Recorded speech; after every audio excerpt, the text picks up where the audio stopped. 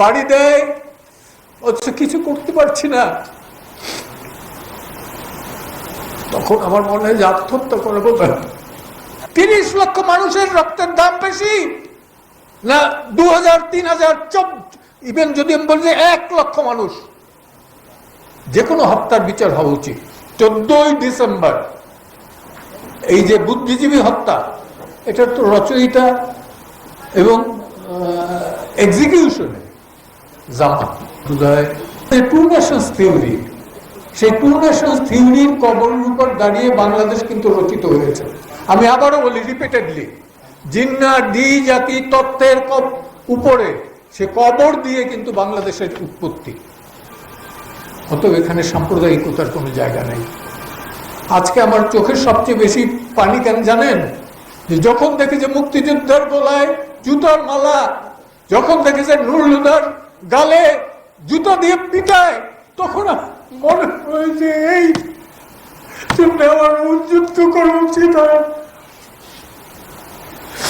বিশ্বাস করুন প্রতিটা রাত আমি কান্না করি যে কেন কি করতে পারতেছি না, আমার বয়সের কারণে, আমার শারীরিক কারণে।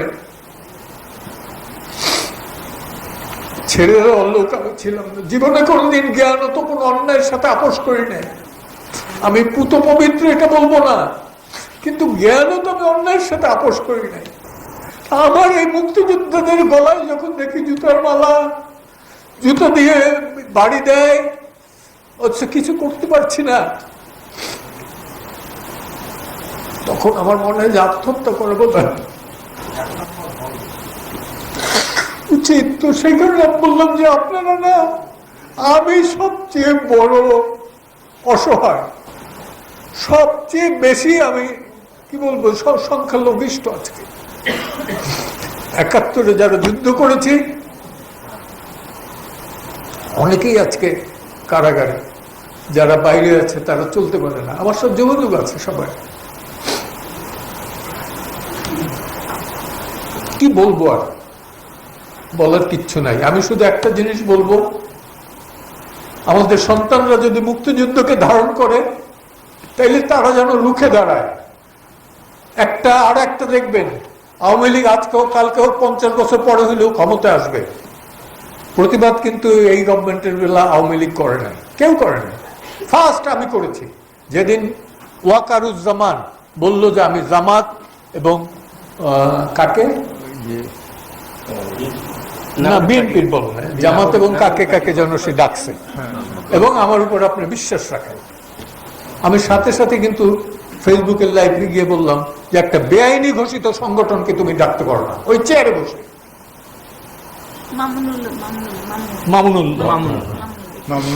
ওই চেয়ারে বসে বেআইনি ঘোষিত যে সংগঠনটার কোনো ওই নাই। আরেকটা কথা বলি, 16ই ডিসেম্বর নিয়াজি যেটা স্বাক্ষর করেছিল এই রেস কোর্সে সারেন্ডারের যে ডকুমেন্ট, সেখানে লেখা আছে যে অক্সিলারি ফোর্স। তো এই জামাত ইসলাম 71-এ কিন্তু গভর্নর মালেকের নেতৃত্বাধীন যে ক্যাবিনেট ছিল, সেই ক্যাবিনেটে 3 জন মন্ত্রী ছিল, এবং তারা মুসলিম লীগও কিন্তু ছিল। মুসলিম লীগ কিন্তু সশস্ত্রভাবে কখনোই তারা রাজনৈতিকভাবে বিরোধিতা করেছে, কিন্তু সশস্ত্রভাবে আমার জানা মতে সেইভাবে খুব একটা করে নাই। যেমন খুলনার সবুর খান খুব একটা করেছে বলে আমার জানা নাই, হইতে পারে। যেভাবে করেছে জামাত, অর্থাৎ আল বদর, আল শামস, রাজাকার এই গঠন করা, এবং 14ই ডিসেম্বর এই যে বুদ্ধিজীবী হত্যা, এটা তো রচয়িতা এবং এক্সিকিউশনে জামাত। এই জামাত কিন্তু 47-এর আগে পাকিস্তানের পক্ষে ছিল না। তারা বলছে পাকিস্তানের প্রতিষ্ঠাতা কায়েদে আজম না, ও হলো কাফির আজম। আমার কাছে একদম সরকারি ভাষ্য অনুযায়ী 54-র একটা দাঙ্গায় 5000 কাদিয়ানিকে হত্যা করছে এই মওদুদি, যে কারণে তার ফাঁসির আদেশ হয়। সেই ফাঁসির আদেশ থেকে তাকে যাবজ্জীবন কারাদণ্ড দেওয়া হয়, এবং পরবর্তীতে কিভাবে ফাঁকতালে তিনি বের হয়ে যান। এগুলো মওদুদির ইতিহাস। আমরা জানি না, আমরা মনে করি যে জামাত ইসলাম মানে ইসলাম, ইসলাম বললে ইসলাম। এরা যে ফক্কর ঝান্ডাবাজ সেটা আমাদের মাথায় নাই। 30 লক্ষ মানুষের রক্তের দাম বেশি না 2000, 3000, ইভেন যদি আমি বলি যে 1 লক্ষ মানুষ, যে কোনো হত্যার বিচার হওয়া উচিত। কিন্তু 30 লক্ষ মানুষ, 2 লক্ষ মা বোনের ইজ্জত নিয়ে 71-এ যে দেশটা স্বাধীন হয়েছে তার সাথে তুলনা কারো চল না। এবং একটা কথা আমি বলে দেই যে এই দেশ কিন্তু সাম্প্রদায়িকতার দেশ না। এই দেশ, অনেকে বলে যে বাংলাদেশের সংবিধান এটা হয়েছে ভারতের সংবিধানের 2য় সংস্করণ। আমি বলি যে না, ভারতের সংবিধান বাংলাদেশের সংবিধানের 2য় সংস্করণ। কারণ কি জানেন? তার মূলনীতির ভিতরে কিন্তু সমাজতন্ত্র ছিল না। 74-এ তারা তাদের সংবিধানে সমাজতন্ত্র অন্তর্নিহিত করেছে। গণতন্ত্র ছিল না স্যার, ভারতীয় সংবিধানে প্রথম গণতন্ত্র ছিল না। হ্যাঁ, পরে আসছে। এই যে আসছে সেটা কার ইসে? আমাদের সংবিধান তো 30 লক্ষ মানুষের রক্তে লেখা সংবিধান। ডক্টর কামাল হোসেনের নেতৃত্ব হয়েছে, তার পায়ের ফজলুর রহমান, অ্যাডভোকেট ফজলুর রহমান বলেছিল যে তার মৌরি হওয়ার যোগ্যতা আছে কিনা আলী রিয়াজের। আমি ওই ল্যাঙ্গুয়েজ বলবো না, আমি বলবো যে আলী রিয়াজ অত্যন্ত দুঃসাহস না, আমি বলবো যে নাপিতের যে ডাক্তারি বিদ্যা, সেই বিদ্যায় সে পারদর্শী হওয়ার চেষ্টা করছে। কিন্তু নাপিত নাপিতই থাকবে, ডাক্তার হতে পারবে না। তো ডক্টর কামাল হোসেন আগে, কিছুদিন আগেও বলতাম যে সারা পৃথিবীতে বাংলাদেশে চিনলে পরে 2টা লোক দিয়ে চিনত। একটা হলো বঙ্গবন্ধু, দ্বিতীয় হলো ডক্টর হোসেন। নোবেল অ্যাওয়ার্ড পাওয়ার পরে ডক্টর ইউনূস। নোবেল অ্যাওয়ার্ডের পর আমি সেই বিতর্কেও যাব না, কিন্তু বলবো যে এই সংবিধানে হাত দেওয়ার চেষ্টা করবেন না। এই সংবিধানে আবারও বারবার বলছি যে এই সংবিধানে হাত দেওয়ার চেষ্টা করবেন না।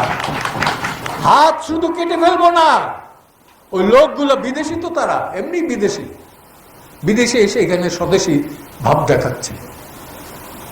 নাগরিকত্ব বন্ধ করে আসুক, দেশের রাজনীতি করুক, বুঝবো। আমার কোনো রাজনৈতিক দল নাই, কিন্তু একটা দল আছে, আমি দেশপ্রেমী, আমি মুক্তিযোদ্ধা। আর কোনো আমার পরিচয় দরকার নাই। আমি মানবতার সেবা করতে চাই, করব, এবং আইনের শাসন চাই, আইনের সুশাসন চাই। আজকে যেটা আছে সেটা আইনের সুশাসন না। একটু আগে সুব্রত চৌধুরী যখন বলতেছিল যে, এবং মঞ্জিল বলতেছিল, আমি বললাম যে তুমি তো অ্যান্টিসিপেটরি বেইল, আগাম জামিনের কথা বলতেছো, রেগুলার বেইলই তো হয় না। একটা লোক মাসের পর মাস, 10 মাস ধরে জেলে আছে, বারবার আনা হয় না। আগস্ট, এই আগস্টের মামলা তো শোনা যাবে না কেন? কেন? একটা কথা বলি, এই দিন না দিন আরো আছে। আর 71-এর একটা গান আছে, বিচারপতি তোমার বিচার করবে যারা আজ জেগেছে সেই জনতা। আমি বক্তব্য দীর্ঘায়িত করবো না, শুধু বলবো বিচারপতি তোমার বিচার করবে যারা আজ জেগেছে সেই জনতা। ধন্যবাদ।